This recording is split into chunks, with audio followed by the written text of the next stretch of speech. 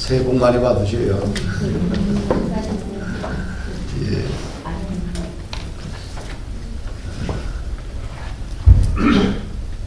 부흥. 나나 여러분들이나 부흥되기를 좀 원합니다. 예. 우리 부흥돼야지만 어떻게 돼요? 행복하지 않겠나. 예. 가정도 부흥돼야 되고요. 자신들의 어떤 비전도 사명도 부흥돼야 되고 건강도 더 좋아져야 되고 여러분들의 일터와 사업장과 국가도 더 부흥돼야 됩니다. 할렐루야. 부흥은 어디서부터 시작돼야 되느냐?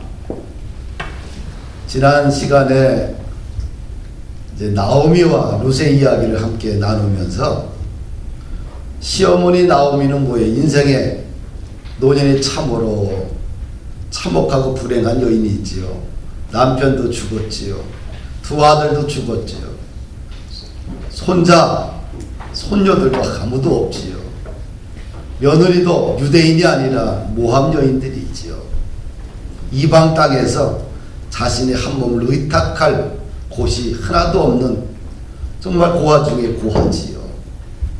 하늘 아래 참으로 외로운 여인입니다. 근데 희망의 모든 끈이 다 사라졌을 때 나오미가 다시 꿈을 꿔요. 내 고향, 내 민족, 내 백성들이 있는 유대 베들레헴으로 갈 것이다. 거기서 내 노년을 의탁할 것이다. 부흥이란 뭐냐?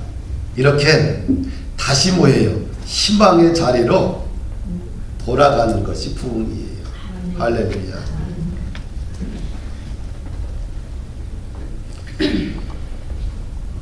그런데 그 며느리 중에 둘째 며느리 룻이 뭐예요? 나는 끝까지 시어머니를 모시겠다는 거예요. 시어머니 죽는 곳에 나도 죽고 시어머니의 백성이 나의 백성이 되고 시어머니의 하나님이 나의 하나님이 될 것이다. 그러면서 이 젊은 과부가 미망이니 재혼할 확률도 0%, 또 모압 백성들에 대한 유대 백성들의 편견도 심한데 자신의 꿈을 다 접고 그가 시어머니 한 사람을 모시기 위해서 모압을 떠나서 유대 베들레헴으로 가요. 젊은 여인이 아침도 저녁까지 떼안볕에서 일을 해서 곡식에 나단을 주워다가 시어머니를 공양해요. 그 모습을 보고 비록 이 여인이 이방 여인이지만 유대 백성들이 다 이 여인을 어떻게 돼요? 칭송하고 이 여인을 칭찬하는 거예요. 할렐루야. 자신의 전부를 다 던졌어요. 그랬더니 하나님께서 뜻하지 않게 유대 베들레헴의 존귀한 사람이었던 보아스를 신랑으로 주셔요. 재혼을 해요.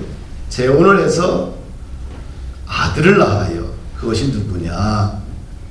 오벳을 낳는데 오벳의 아들이 이새요, 이새의 아들이 다윗이요, 다윗의 후손이 예수 그리스도가 탄생이 돼요. 예수 그리스도의 족보에 당당한 이방 여인이 이름이 등장하고 예수 그리스도의 족보에 가장 중요한 축을 이어가는 여인이 됩니다. 룻이 인생에 희망이 전혀 없던 룻에게 인생의 부흥이 찾아왔어요. 그 부흥은 뭐냐? 자기 희생정신이죠. 우리 인생이 부흥하기 위해서는 자신의 전부를 던질 때 인생의 보물이 찾아오지 않나 이런 생각을 해봅니다. 적당해서는 부흥이 안 돼요. 적당히 일터를 가꿔서 적당히 가꾼다 일터가 부흥되겠어요. 치열한 생존 경쟁 속에서 적당히 공부해서 적당히 일을 해서 인생이 열릴까요? 거의 불가능해요. 성령의 정신의 부흥은 뭐냐면 전부를 던져야 돼요. 오늘 본문에 보게 되면 사도행전 1장을 보게 되면 부활하신 예수님이 승천하기 전에 마지막 제자들에게 하신 말씀이 뭐냐? 예루살렘을 떠나지 말고 내게 들은 바 아버지 약속을 기다려라. 요한은 물론 너희에게 세례를 베풀었지만 너희는 몇 날이 못되어 성령을 세례를 받을 것이다. 그러면서 마지막 승천하기 앞서서 제자들에게 또 한 번 부탁을 합니다. 오직 성령이 너희에게 임하시면 너희가 권능을 받고 예루살렘과 온 유대와 사마리아 땅끝까지 이르러 내 증인이 되리라. 이 말씀을 마치시고 9절에 보니까 이 말씀을 마치시고 예수님이 어떻게 해요? 갑자기 앞에 말씀하셨던 예수님이 딱 하늘로 그냥 승천해 가는 거예요. 그러면서 구름 위로 승천해 가면서 거기 두 사람 천사들이 예수님을 호위하는데 어안이 번복하고 하늘 쳐다볼 거 아니에요. 그럴 때 천사들이 무슨 말을 하느냐? 너희 가운데 올려지신 이 예수가 하늘을 가셨는데 가신 그대로 다시 이 땅에 올 것이다. 이 예수님이 뭐예요? 재림하신 것이다. 재림에 대한 약속을 주셨어요. 제자들이 뭐 해야 돼요? 방금 전에 예수님의 말씀을 들었잖아요. 그래서 감람산에서 내려와서 예루살렘으로 옵니다. 늘 평소에 모였던 어떤 모임 장소 다락방에 모여요. 거기서 베드로를 비롯한 11제자와 여인들과 또 예수님의 어머님과 동생들과 120명이 그 다락방에 모여요. 다락방에 모여서 뭘 하느냐?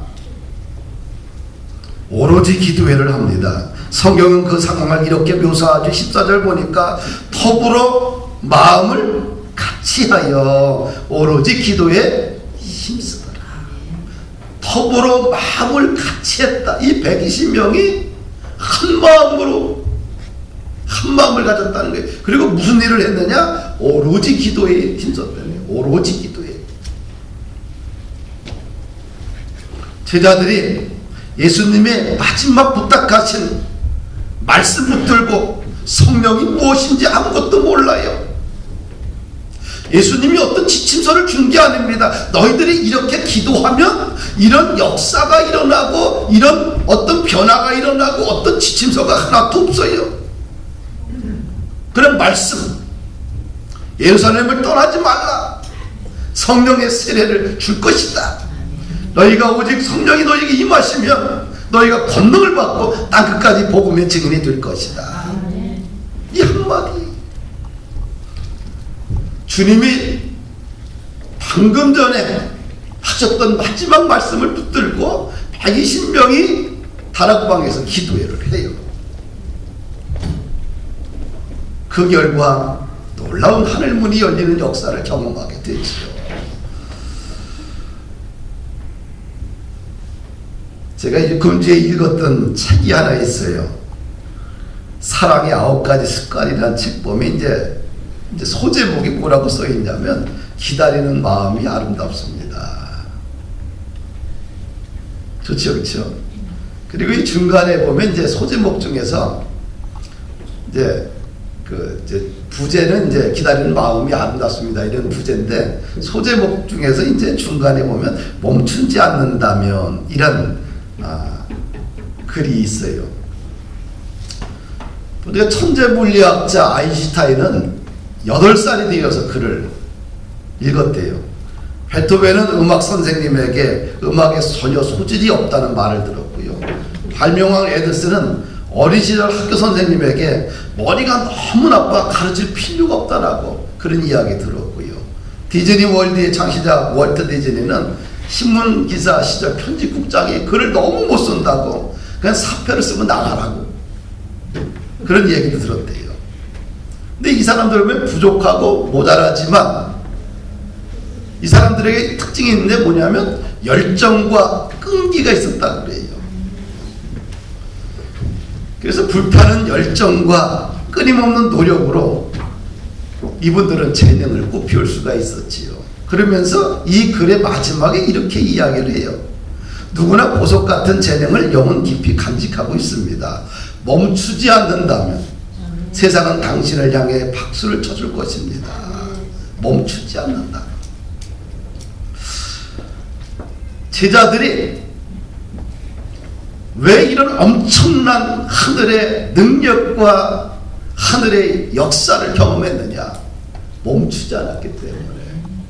그들은 10일이라는 날짜를 정해놓고 기도한 건 아니에요. 그렇죠? 예수님이 승천하자마자 예수님의 마지막 말씀을 붙들고 그럼 다락방에 모여서 기도했어요. 어떤 기간을 정해놓고 한 게 아닙니다.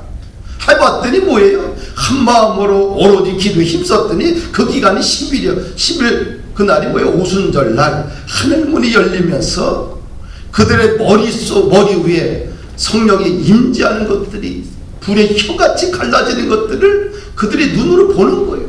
그 다락방 속에 하나님의 거룩한 임재가 있는 것을 다 경험하는 거예요.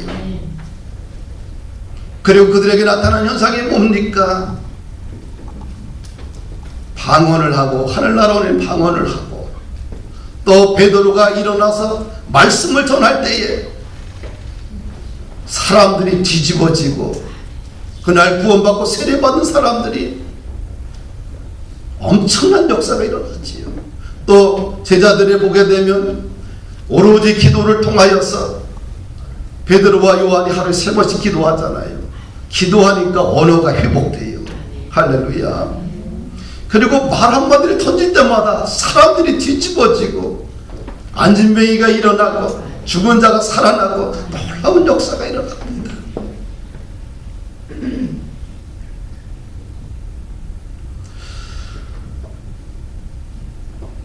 그런데 이 오로지 기도회를 통해서 하나님의 능력을 그들이 받았는데 그들이 전혀 평상시 하지 않았던 언어들이 입에서 튀어나오는 거예요.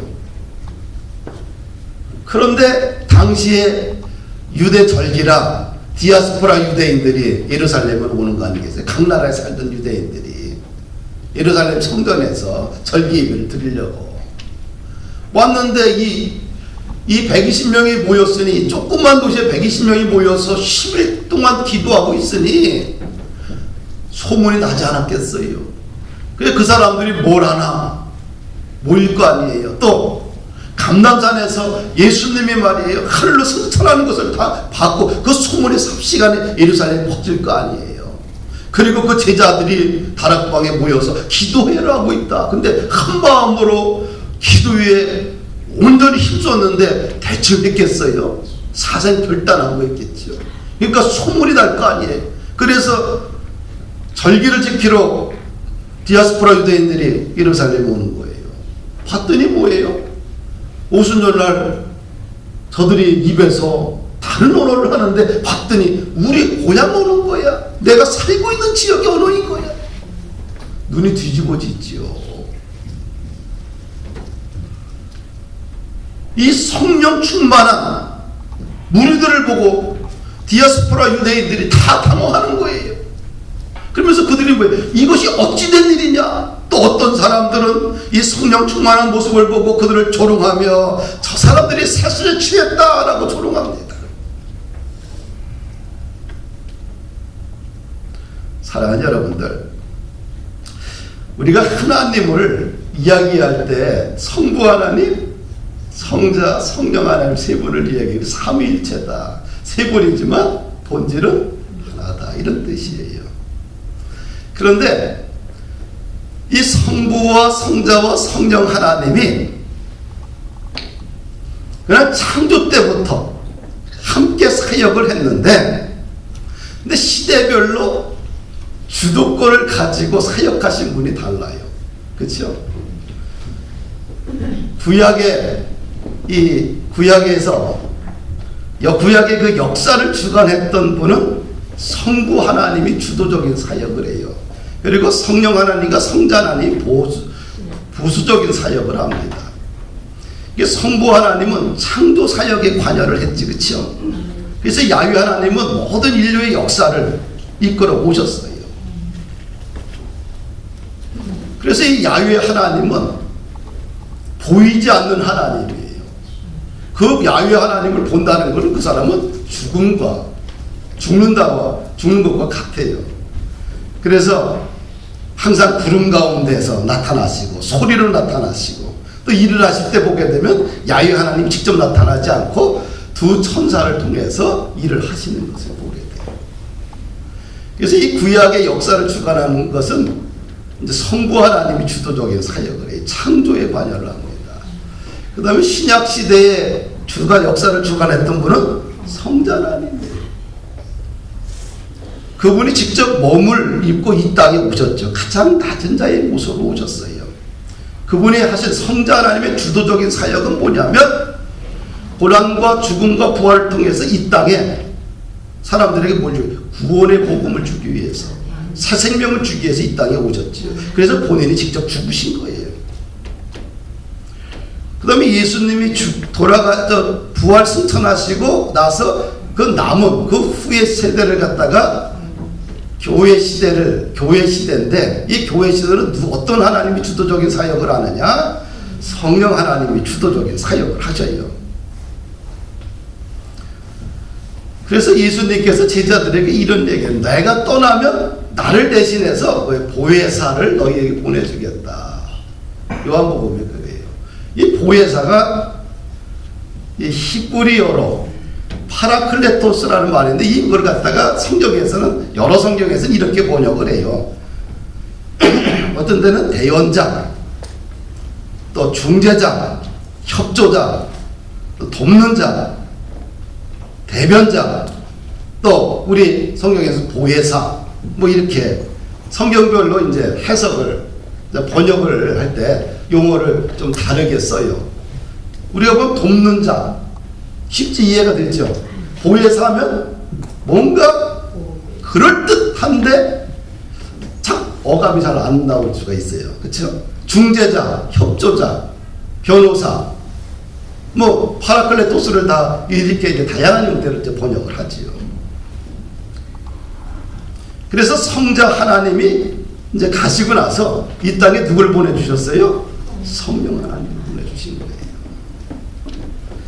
그래서 이 성령 하나님의 주도적인 사역은 뭐냐면 역사를 주관하시고 통치하시고 치유하시고 회복하시고 능력을 주시고 진리를 깨닫게 하시고 죄를 알게 하시고, 할렐루야. 그래서 이 성령 하나님을 이 제자들에게 주신 거예요. 성령이 뭔지도 몰랐어요. 그렇죠?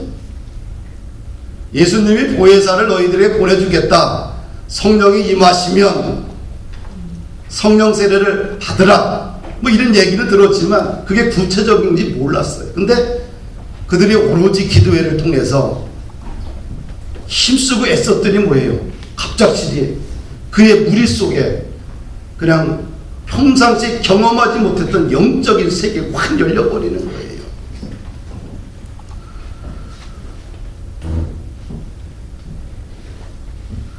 이 기독교의 역사를 이렇게 우리가 훑어보게 되면 이 중세 시대에는 이제 사실은 초대교회와 다르게 이제 성경에서 좀 멀어지죠. 그러면서 교회가 타락을 해요.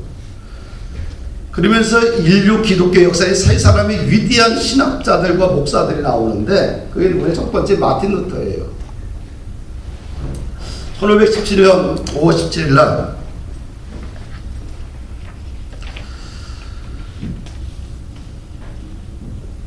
마틴 루터가 종교개혁을 해요. 그렇죠?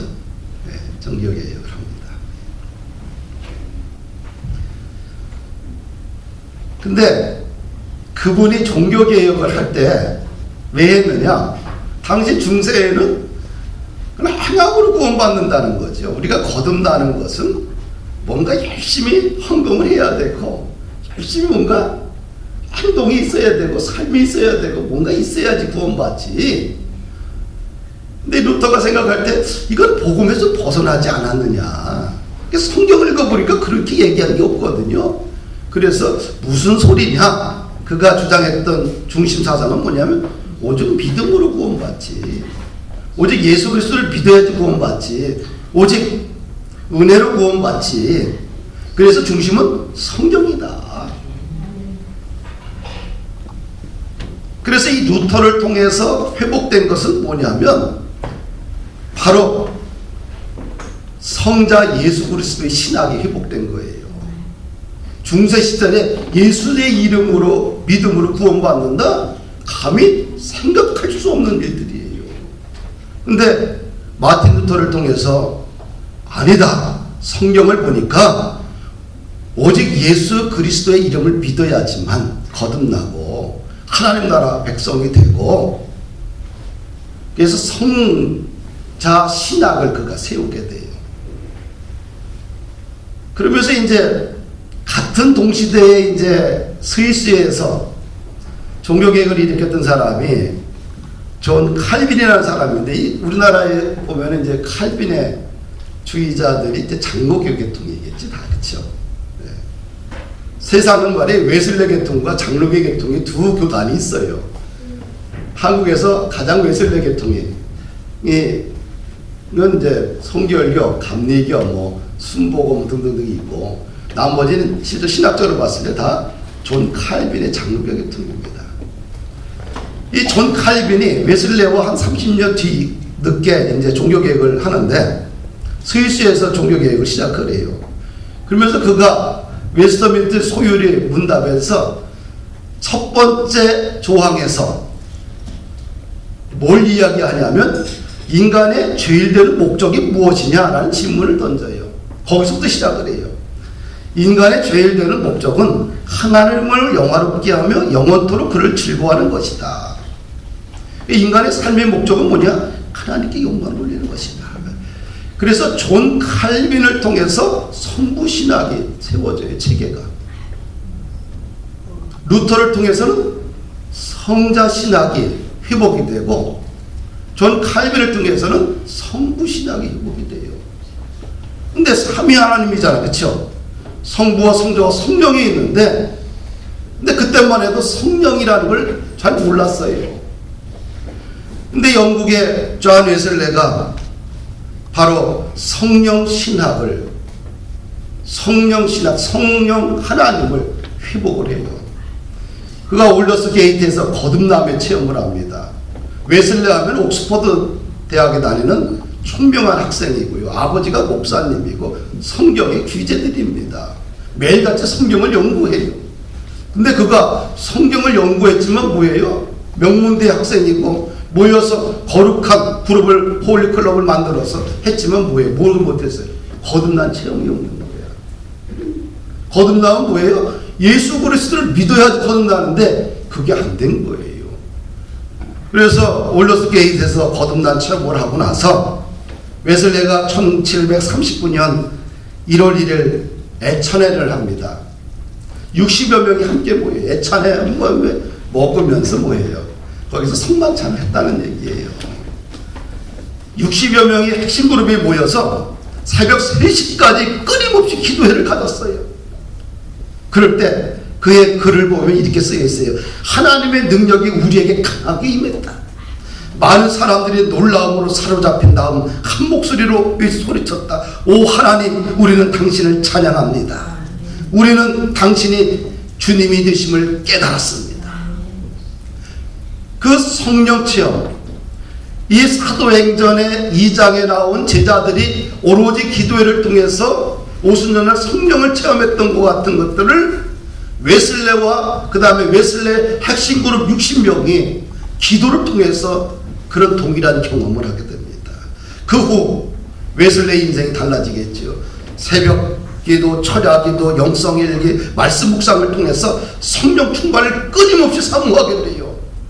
그래서 하나님께서 사모하는 그 그룹들에게, 웨슬레에게 성령의 능력과 충만을 공급하게 됩니다. 그래서 웨슬레를 통해서는 성령 신학이 회복되는 거예요. 우리가 신앙생활할 때 중요한 것은 뭐냐면 많은 사람들이 거듭나야 돼, 죽을 때까지 거듭난만 얘기를 해. 듣는 사람은 환장한다고. 나 어저께도 거듭나는데 10년 전에도 했는데 거듭나지 않으면 죽는다고 얘기하고 하늘나라 못 간다고 얘기하는데 시작은 뭐예요? 성자신학으로 하는 거예요. 예수 그리스도를 믿어 하나님의 자녀가 되는 권세를 누려. 항상 문은 무슨 문을? 예수님을 믿어야 돼. 그러면 우리가 중생했다, 거듭났다, 구원받았다 그렇게 이야기를 해요. 그러고 나서 삶은 어떻게 살아야 되느냐? 성부 하나님의 모습으로 살아야 돼요. 왜? 하나님께 영광. 우리가 하는 모든 삶의 행동과 삶은 누구에게? 하나님께 영광이 돼야 돼요. 결혼을 하든 직장을 잡든 또 우리 모든 삶은 왜? 하나님께 영광. 아멘. 할렐루야. 아멘. 하나님께 영광이 안 되게 되면 우리는 예수 그리스도의 이름에 명예를 망가뜨리는 사람이 되고 말지요. 그렇죠? 그러면 이 땅을 살아갈 때는 어떻게 살아야 돼? 끊임없는 어둠의 세력들이 있고 흑암의 권세들이 있고 끊임없이 넘어지고 실패하는데 이것을 이기기 위해서 뭐예요? 성령의 능력을 받아야 돼요. 그렇죠? 성령께서 내 안에 충만하게 있으면 어둠의 권세와 죄악의 권세를 병든 세상을 뚫고 일어나 당당하게 믿음의 사람으로 살아갈 수 있지요. 그걸 강력한 복음이 회복될 수가 있겠지요. 할렐루야. 그래서 우리 인생은 믿는다 그러면 성부와 성자와 성령이 하나님을 믿는다 이렇게 고백하는 거예요. 성령만 강조하다 보면 또 문제가 돼요. 성자만 강조하는 일생 이 사람들은 뭐예요? 한 발도 안 가고 맨날 거듭나야 된다는 얘기만 해. 이것도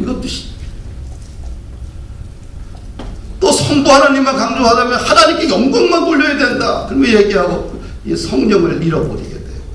그래서 우리는 어떻게 돼요? 성부와 성자와 성령의 이름으로 믿는 거예요. 할렐루야.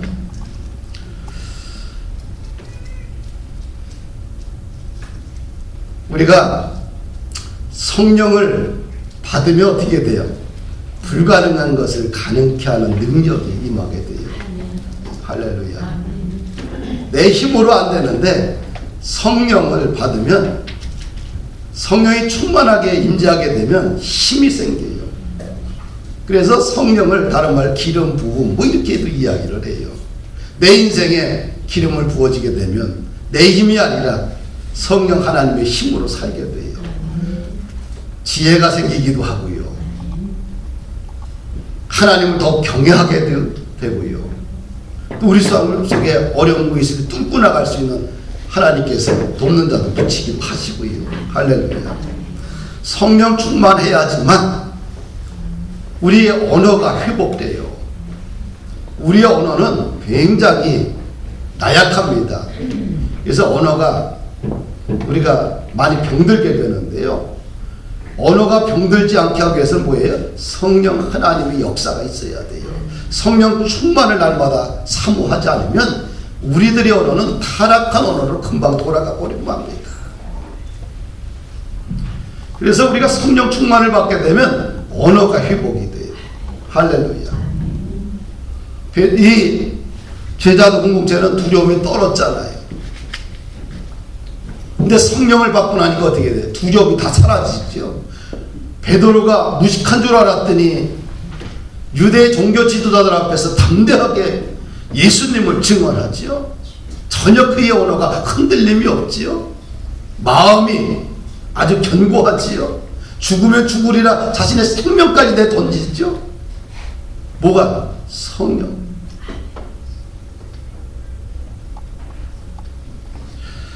그래서 성령 충만을 우리가 사모하고 살아가게 되면 우리의 언어가 병들지 않는다. 민수기 14장 28절에 보면 하나님께서 모세에게 이런 말씀을 해요. 너희 말이 내 귀에 들린 대로 내가 너희에게 행하리라. 정탐꾼을 갖다가 가데스 바네에서 12명을 보냈는데 2명 갈렙과 여호수아는 하나님이 우리와 함께 하시면 그 땅을 주실 것입니다. 그 백성은 우리의 밥입니다. 걱정하지 말고 가십시다 하는데 10명은 뭐예요? 가봤더니 적과 꿀이 흐르는 땅은 많은데 감히 우리가 범접할 수 없는 거대한 민족들이 있다. 우리가 봤을 때 우리도 메뚜기 같다. 우리는 감히 가나안 땅을 우리는 얻을 수 못한다. 그 말 한마디에 이스라엘 백성들이 다 혼비백산해서 하나님과 모세를 원망하면서 차라리 애굽에서 죽게 놔두든지 광야에서 죽게 놔두든지 왜 우리를 끌고 와서 이 가나안 땅에 들어가서 죽게 하느냐. 한 지휘관을 세워서 다시 우리는 애굽으로 돌아가겠다. 하나님이 기가 막힌 거예요. 온 백성들이 10명의 보고를, 부정적인 보고를 듣고 통곡하고 절규하면서 불부짖어요. 아비규환이 돼요. 하나님께서 기가 막히니까 뭐라 그래요? 민수기 14장 11절 보니까 너희들이 어느 때까지 나를 멸시하겠느냐? 어느 때까지 나를 믿지 않겠느냐? 그러면서 부정적인 보고를 했던 사람과 그 다음에 20세 이상 모든 사람들은 가나안 땅에 들어가지 못하고 광야에서 다 죽을 것이다. 그리고 열흘 동안 돌았는데 그걸 갖다가 1년씩 계산해 40년 동안 광야에서 돌게 합니다. 단지 누구만 들어가요? 갈렙과 여호수아만이 들어가요. 근데 하나님이 이런 얘기를 해요. 갈렙에게 내 종 갈렙은 그 마음이 그들과 달라서 나를 온전히 따랐은즉 그가 갔던 땅으로 내가 그를 인도하여 드리리니 그의 자손이 그 땅을 차지하리라. 이 말을 하고 나서 여호와 하나님 말씀하기를 너희 말이 내 귀에 들린 대로 내가 행하리라. 사랑하는 여러분들, 우리가 왜 성령 충만을 받아야 되느냐? 우리의 언어가 병들지 않기 위해서예요. 기본적으로 인간은 나약합니다. 인간은 굉장히 비판적이고 부정적이고 인간의 삶은 굉장히 안 좋은 쪽으로 더 달려갈 수밖에 없어요. 근데 이것을 스탑시킬 수 있는 것은 뭐냐? 성령의 능력밖에 없어요. 성령의 능력, 성령의 충만, 이걸 받으면 우리 언어가 병들지 않는다. 사랑하는 여러분들, 이 땅에 살면서 좀 부흥이 돼야 되지 않겠어요? 그렇죠? 인생도 가정도 교회도 일터도 나라도 부흥이 필요해요. 부흥은 어떻게 일어나느냐? 두 번째, 오늘 표지에서 보게 되면 왜? 오로지 기도했더라. 오로지 기도. 오로지 기도하게 되면 하나님께서 우리 인생 속에 개입하시지 않겠느냐. 눈물로 씨를 뿌리면 반드시 기쁨의 단을 가지고 거둘 때가 있어요. 할렐루야. 심는 대로 거둔다는 법칙도 있습니다. 네? 사람이 무엇으로 심든지 그대로 거두리라. 농사의 법칙이든 영적인 법칙이든 심으면 거둬요. 무엇을 심어야 되느냐? 영적인 것을 심으면 영적인 열매를 거두고 세속적인 것을 심으면 썩어질 것을 거둡니다. 그래서 우리가 말씀과 기도를 심으면 반드시 뭐예요? 영적인 것을 우리가 거두지 않겠느냐. 내일서부터 나는 이제 10일간 오로지 기도회를 좀 하려고 합니다. 네. 뭐 개인적으로 기도할 게 참 많이 있어요. 2020년을 갖다가 이 많은 미래를, 이 엄청난 이 시간들을 어떻게 사용해야 될 것인가, 어떻게 살아야지만 인생의 부흥이 찾아올 것인가. 개인적으로도 기도가 필요하고 교회적으로 기도가 필요하고 또 나라적으로도 참 이렇게 가다가는 큰일이다라는 생각이 들어요. 기도가 필요하고. 그래서 내일서부터 나도 오로지 기도회를 좀 1차 하려고 합니다. 교회 오시지 못하실 분들은 집에서 하시고요. 또 참여할 수 있는 분들은 함께 하고요. 강제성은 없습니다. 그냥 나 스스로 위해서 하고 싶어서 하는 거예요. 네. 그래서 제자들이 했던 그 오로지 기도회를 통해서 그들이 전혀 경험하지 못했던 하늘문이 열리는 역사를 그들이 맛보았던 것처럼 우리 속에도 그런 은혜가 있어야 되지 않겠느냐. 사랑하는 여러분들, 새해 복 많이 받으시고요.